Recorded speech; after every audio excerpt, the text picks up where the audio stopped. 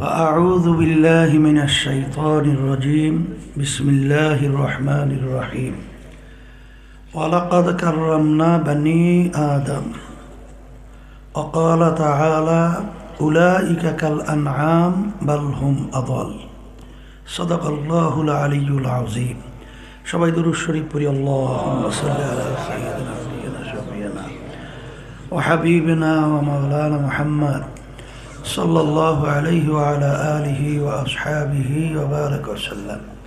শুকরিয়া আদায় করতেছি মহান রব্বুল আলামিনের দরবারে। রব্বুল আলামিন এই উত্তম মজলিসের মধ্যে আমাদের জীবনের একটা সময় আল্লাহ কাটাবার সুযোগ করে দিয়েছেন। শুকরিয়া তান বলি আলহামদুলিল্লাহ। আমি আপনাদের সামনে আয়াত শরীফ তেলাওয়াত করেছি। আয়াতের মধ্যে আল্লাহ রাব্বুল আলামিন বলেছেন, যত মাখলুকাত আমি সৃষ্টি করেছি এর ভিতরে সর্বশ্রেষ্ঠ সম্মানিত করে আমি মানুষকে সৃষ্টি করেছি। সবাই বলি আলহামদুলিল্লাহ। শোনার পরে আমাদের সবার কি ভালো লাগছে না খারাপ? কিন্তু পরবর্তী যে আয়াত শরীফ আমি তেলাওয়াত করেছি, আয়াতের মধ্যে আল্লাহ রাব্বুল আলামিন বলেন, এই মানুষের ভিতরে আবার এক শ্রেণীর মানুষ, উলাইকা কাল আনআম, চতুষ্পায় জানোয়ারের মতো। এরপরে আল্লাহ বলতেছেন বাল হুম আদাল, তার চেয়েও খারাপ। এরপরে অন্য আয়াতে আল্লাহ বলেন শাররুল বারিয়া, এক শ্রেণীর মানুষ আমার সৃষ্টির সবচেয়ে নিকৃষ্ট জানোয়ার, তার নাম হলো শূকর। এক শ্রেণীর মানুষ শূকরের চেয়েও খারাপ। সবাই বলেন নাউযুবিল্লাহ।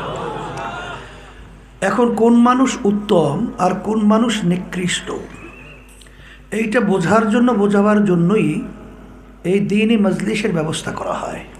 কথা ঠিক না? শোনেন, মানুষের সুরাত আকৃতি হইলেই মানুষ হওয়া যায় না।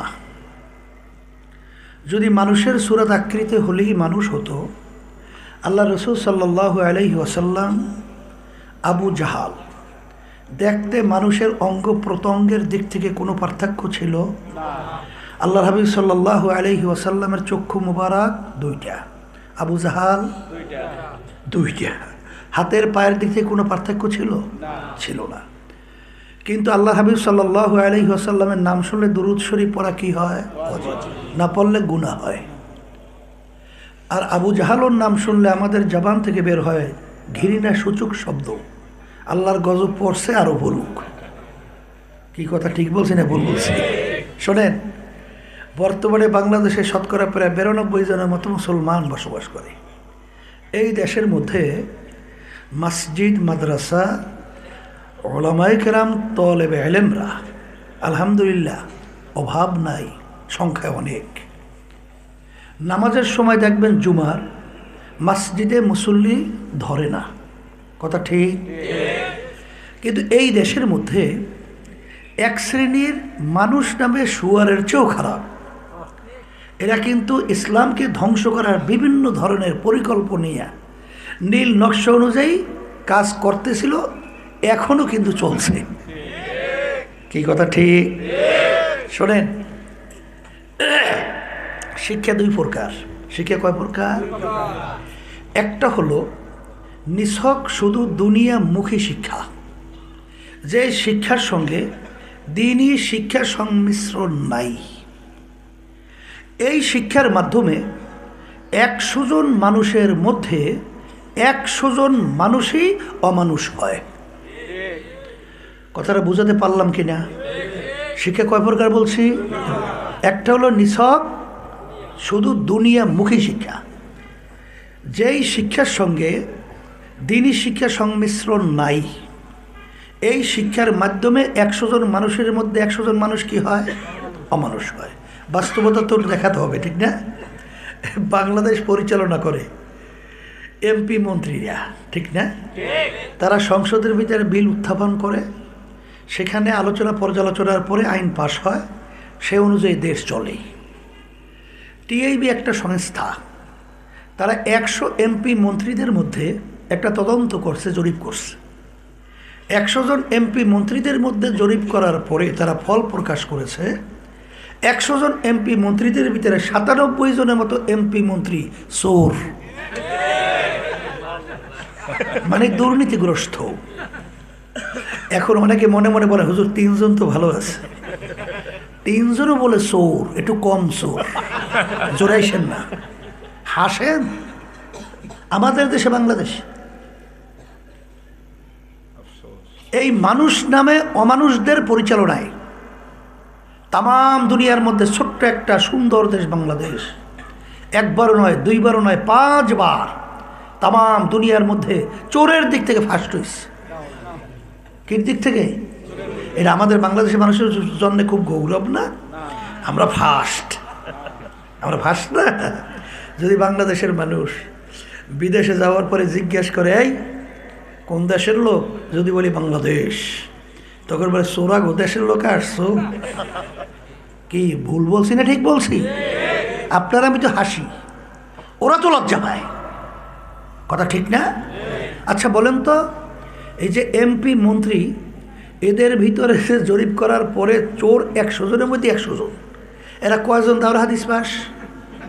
আসতে কয় উলুমুল হাদিসে তারা পাকাপোক্ত, আর ফেকার উপরে বিরাট মুফতি। হ্যাঁ, তাহলে এরা কি সব অশিক্ষিত, মূর্খ না? তারা শিক্ষিত, বড় বড় ডিগ্রি তাদের আছে না নাই? তাইলে বোঝা গেল ওই শিক্ষার মাধ্যমে ওদেরকে মানুষ বানায় নাই, ওদেরকে পশুর চেয়েও খারাপ বানাইছে। ভুল বলি নাই মনে হয়?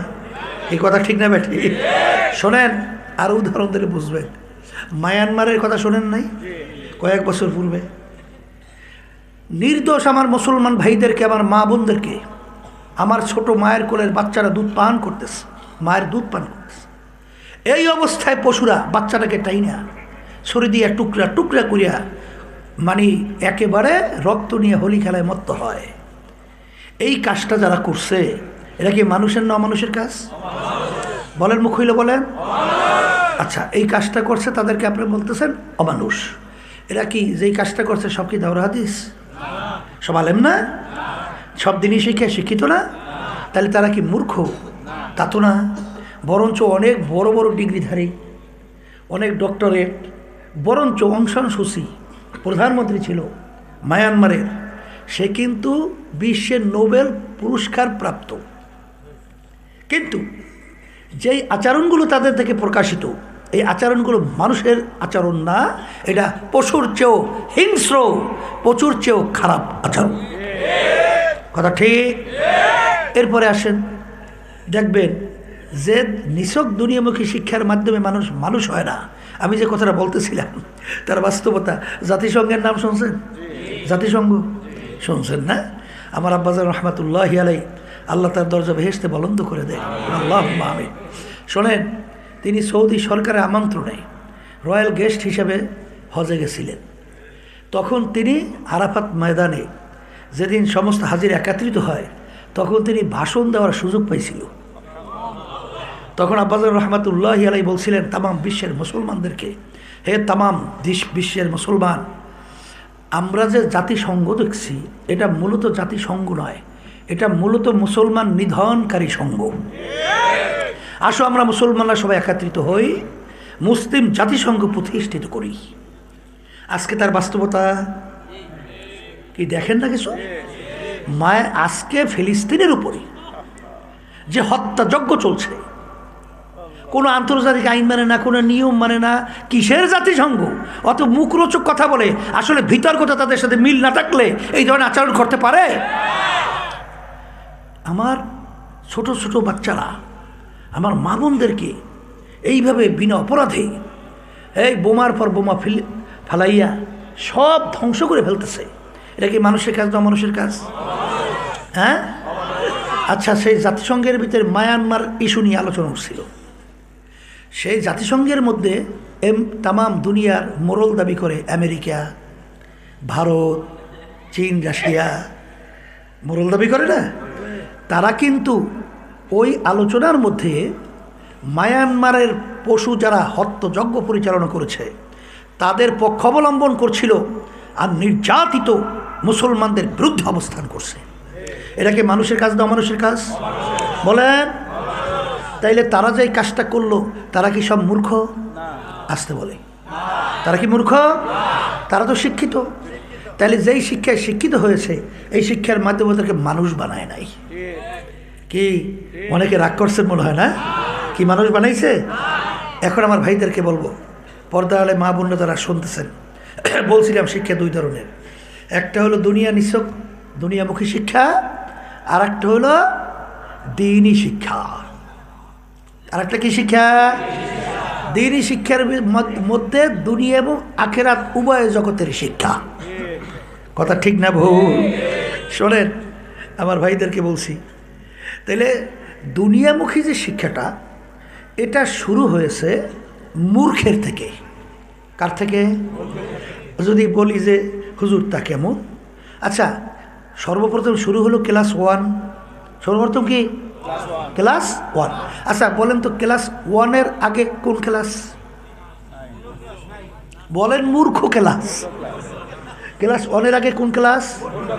হ্যাঁ, তাহলে সর্বপ্রথম মূর্খের থেকে শুরু হয়েছে।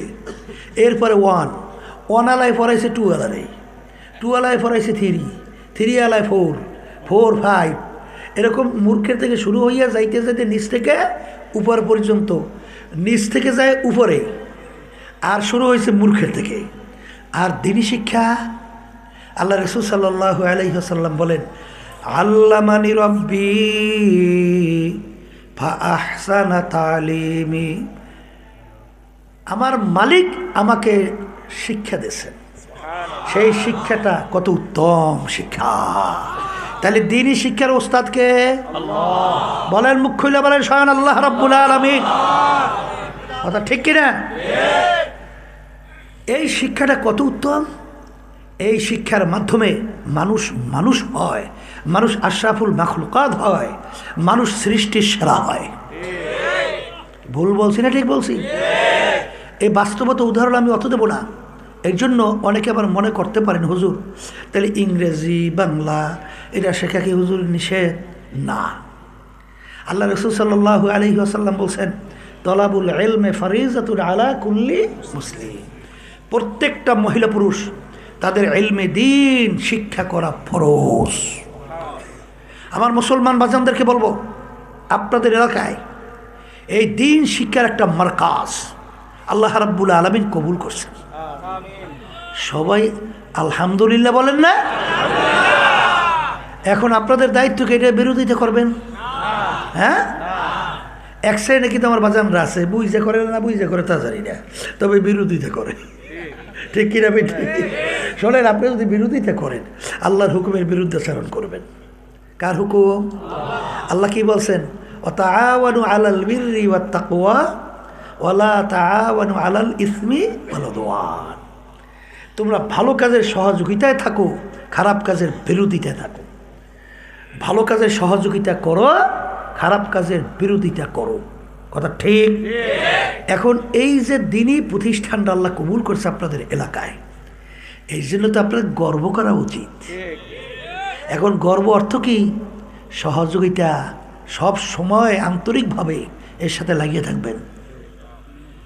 আর্থিক পারেন আলহামদুলিল্লাহ, পরামর্শ দিয়ে পারেন আলহামদুলিল্লাহ, কিন্তু খবরদার কেউ বিরোধিতা কইরেন না, তাহলে কিন্তু আল্লাহর হুকুমের বিরুদ্ধাচরণ হবে। কথা ঠিক? এই দ্বীনি শিক্ষার মাধ্যমে মানুষ মানুষ হয়। তার বাস্তবতা আপনারা জানেন যে ইসলামী নীতি আদর্শটা এবং বিদেশিদের পাশ্চাত্যের যে নীতি আদর্শ, দিন আর রাত্র পার্থক্য। আমি গেছিলাম সিলেট, সেখানে একটা লোক খুব বড় ধনী কিসেমের, এবং লোকটা খুব ভালো মনের, খুব বড় ধনী, থাকে তার ফ্যামিলি সহ সব আমেরিকায়। তার সিলেটে অনেক সময় যাওয়ার পরে দেখা হয়, সে গেলে এমন খেদমত করে। তা আমি একদিন জিজ্ঞেস করি, ভাইজান আমি দেখি আলেমুলামাতে খুব খেদমত করেন মাশাআল্লাহ, আপনার ছেলে সন্তান কয়জন? তা মেয়ের কথা কয়জন বলছে তা স্মরণ নাই, তবে ছেলের কথা বলছিল 2 জন।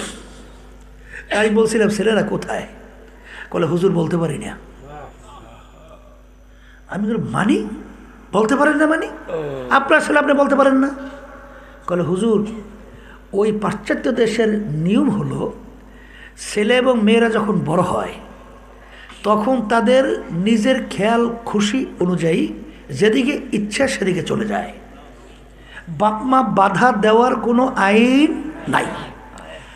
যদি কোনো বাপমা বাধা দেয় আর ছেলে সন্তান যদি অভিযোগ করে, তাইলে আস্তের উপর তাকে হ্যান্ডকাপ লাগাইয়া জেলের মধ্যে নিয়ে যায়। এখন ছেলেরা কোথায় গেছে হুজুর বলতে পারি না। এটা কোনো নীতি আদর্শ না। এটা কি পশুর মতো না? আপনাদের এলাকায় কুত্তা আছে? আসতে কয় কুত্তার বাচ্চাটা আছে হয়তো না? আছে। কুত্তার বাচ্চাগুলো যখন একটু বড় হয়, ও মার সঙ্গে সম্পর্ক আর থাকে বাপের সঙ্গে? তাহলে কুত্তাটা বড় হওয়ার পর বাপ মার সঙ্গে সম্পর্ক নেই। আপনাদের এলাকায় গরু আছে, গরুর বাচ্চা যখন বড় হয় ওর বাপ মার সঙ্গে সম্পর্ক কি? আসতে বলে। তো এখন ওদের নীতি আদর্শটা কোনটা হইল? ডাইরেক্ট পশুর মতো না? আসতে বলেন। আরে ওদের কোনো নীতি আদর্শের ভিতরে শান্তি তো নাই, বরং অশান্তির কোনো শেষ নাই। ওরা বলে ওরা শান্তির প্রতীক, আসলে অশান্তির প্রতীক। তামাম দুনিয়ার ভিতরে ইতিহাস দেখবেন, সবচেয়ে যে বেশি আত্মহত্যা হয় সেই দেশটার নাম হলো আমেরিকা। কথা বলছেন নাই?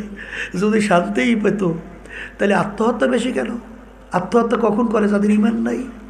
যখন অশান্তির চরম পর্যায়ে পৌঁছে যায় তখন আত্মহত্যা করে। তাহলে সেই দেশটার নাম কি? আমেরিকা।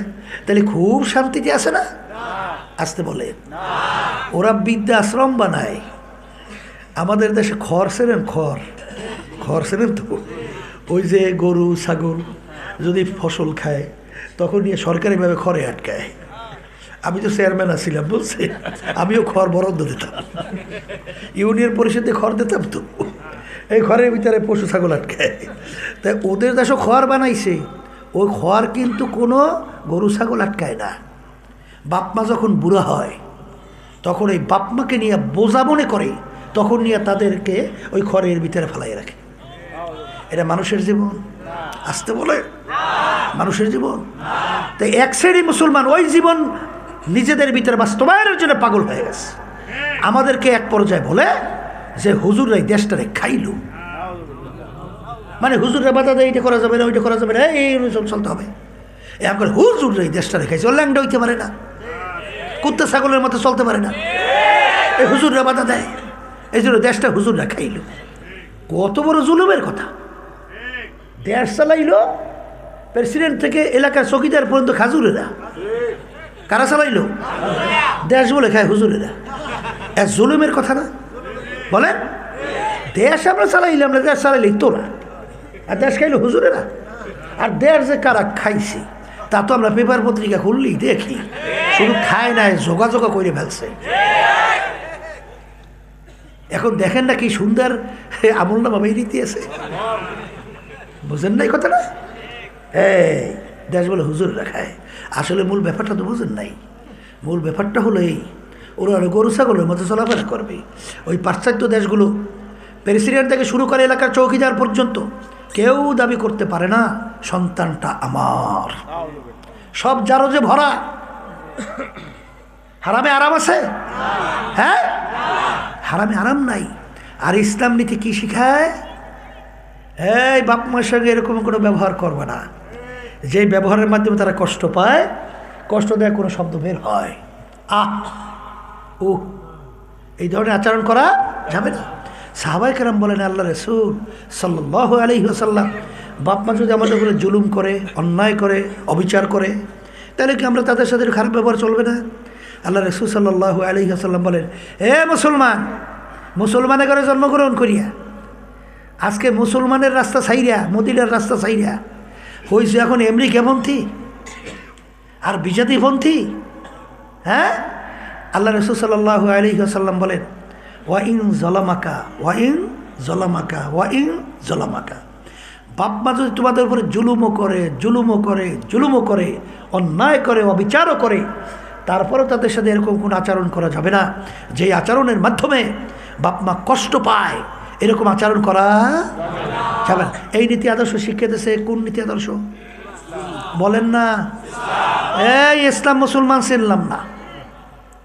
আমার আব্বাজান রহমাতুল্লাহি আলাইহি চরমনার জমিনে ঘুমায় আস, আমার আব্বাজান বললেন, আফসোস, আজকে আমরা ইসলাম কি জিনিস দেখাতেও পারলাম না, বুঝাতেও পারলাম না, আর এই আফসোস নিয়ে আজকে আল্লাহর কত চরমনায় মাটিতে ঘুমাই আছে। ইসলাম কি জিনিস মুসলমানই চেনল না। যেই কথা আমি বলতে চাইছিলাম, এইটা ইসলাম শিখায়, কথা ঠিক কিনা? আপনারা জানেন যে আল্লাহ রাসূল সাল্লাল্লাহু আলাইহি ওয়াসাল্লাম মেম্বারে পা রাখছেন, বললেন আমিন, পা রাখলেন আমিন, পা রাখলেন আমিন।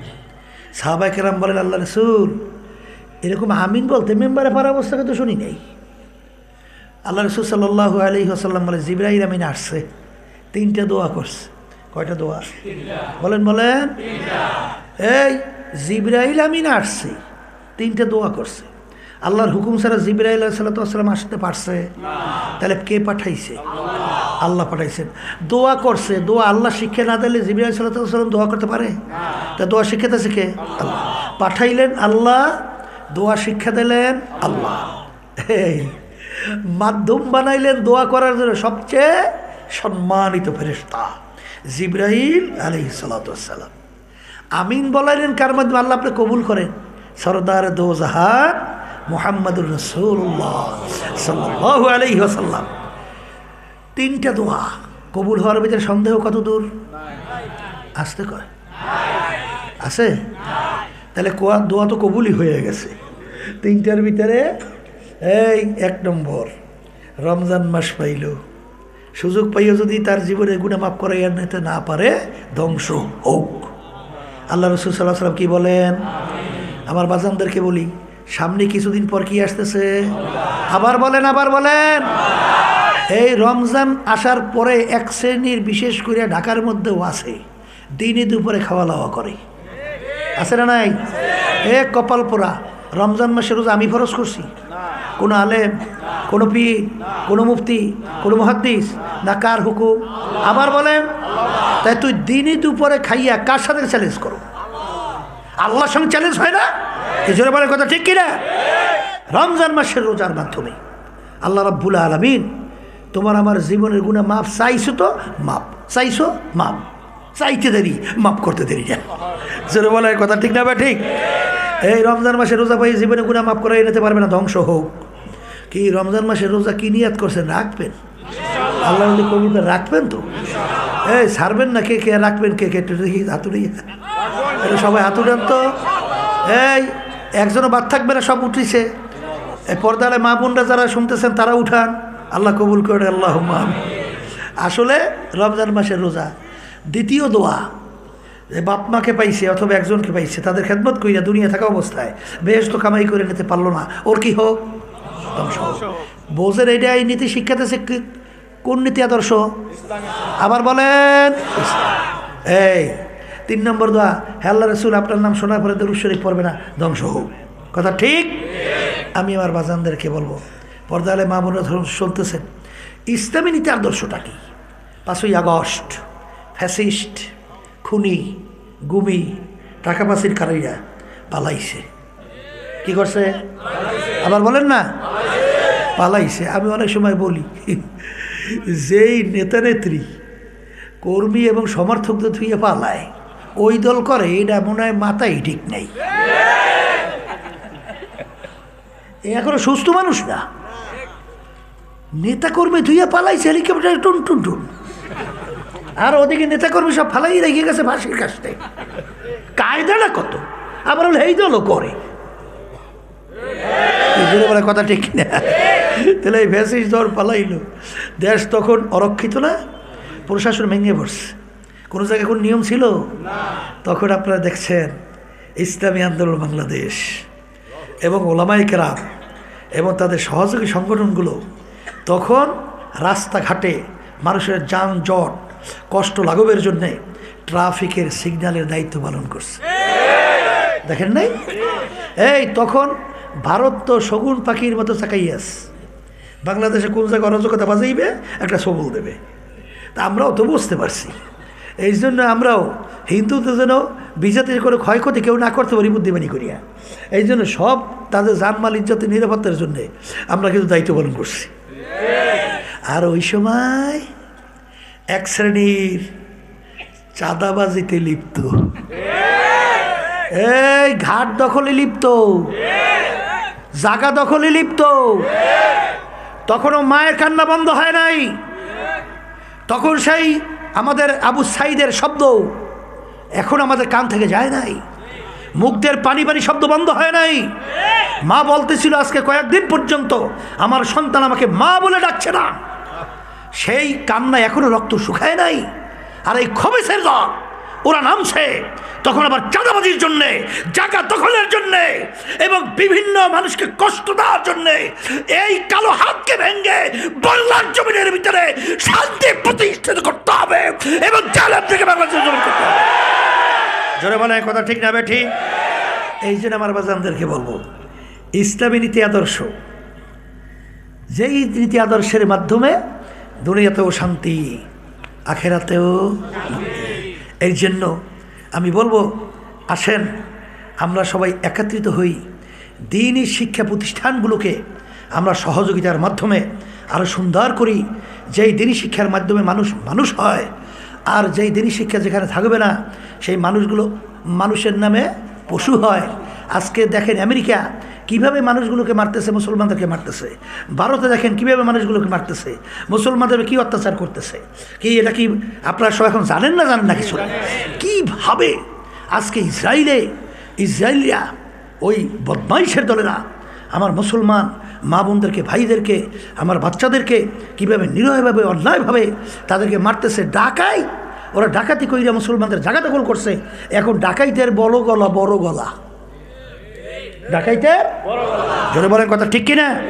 এই জন্য আমার ভাইদেরকে বলবো, পর্দালে মা বোনরা যারা শুনতেছেন, ফাসাও ফাতার ইদিন কাশাফাল গুবার আপারা সুনতাহ তার জেলে কাম হেমারো।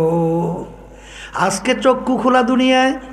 আমি পরিচয় দেই আমি পীর, কেউ পরিচয় দেয় আমি মুফতি, আমি মুহাদ্দিস, কেউ পরিচয় দেয় আমি মেম্বার, আমি চেয়ারম্যান, আমি এমপি, আমি মিনিস্টার, আমি সভাপতি, আমি সেক্রেটারি, আমি অমুক বংশের, আমি অমুক শিক্ষিত, আমি অমুক টমুক সমুক। এই পরিচয় কয়দিন চলবে? যে কয়দিন চক্ষু দুইটা দুনিয়ার ভিতরে খোলা থাকবে।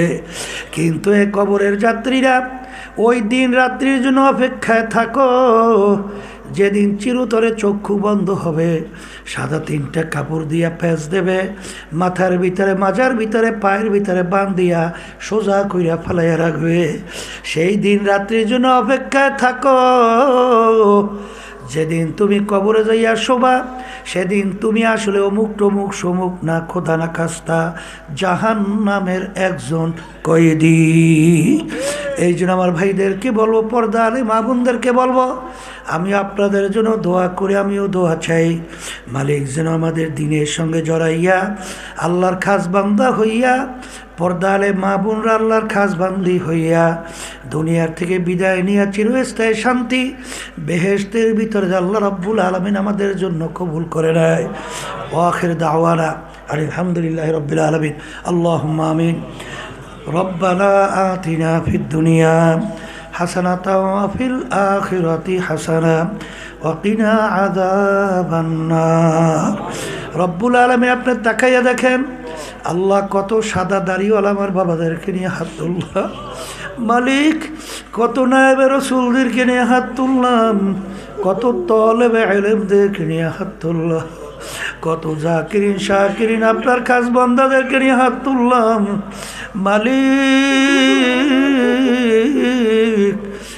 মালিক ঘরের ভিতরে কত আমার মা বোনদেরকে নিয়ে হাত তুললাম।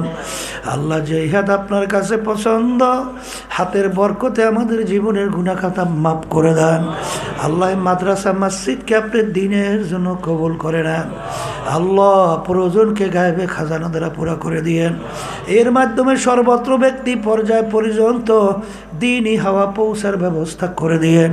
আমরা যারা হাত তুলছি জানি না এই উপস্থিতির ভিতরে কার আম্মা, কার আব্বা, কার দাদা দাদু, নানা নানু, আত্মীয় স্বজন, স্ত্রী পুত্র মেয়ের অন্ধকার কবরে শুয়ে রয়েছে। আমরা দোয়া করলাম দয়া মায়া করে আপনি তাদের কবরকে বেহেশতের বাগান বানায় আল্লাহ মাহফিলকে হেদায়েতের জরিয়া বানায় দিয়েন সুবহান রাব্বিকা রব্বিল ইজ্জাতি আম্মা ইয়াসিফুন ওয়া সালামুন আলাল মুরসালিন আলহামদুলিল্লাহি রাব্বিল আলামিন।